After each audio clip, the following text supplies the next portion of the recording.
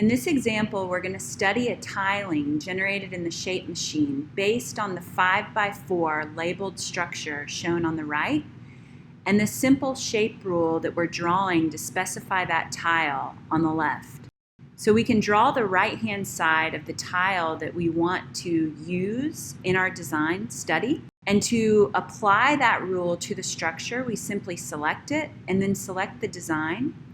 And the red highlight shows every match for the tile that the shape machine finds, while the blue highlight previews the implementation of the tile on the right-hand side of our rule. And we can apply all 20 matches in parallel at once to generate the design we see on the right. And if we want to keep going and study another iteration of the tiling, we can simply compose another rule based on the new structure of the design on the right.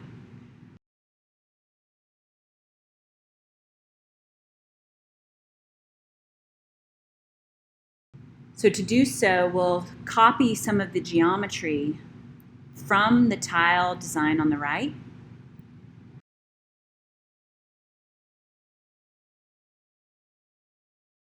And bring it over to the left-hand side of a new rule.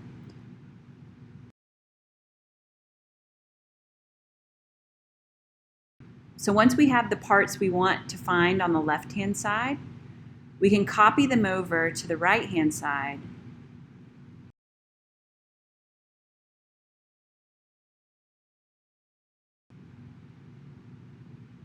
and draw the new design that we want to achieve in the tiling. And to study this design, we simply select the new rule and the design on the right. And as before, the shape machine will show every match found with the red highlight, while the blue preview will give us a sense of the implementation of the new tile.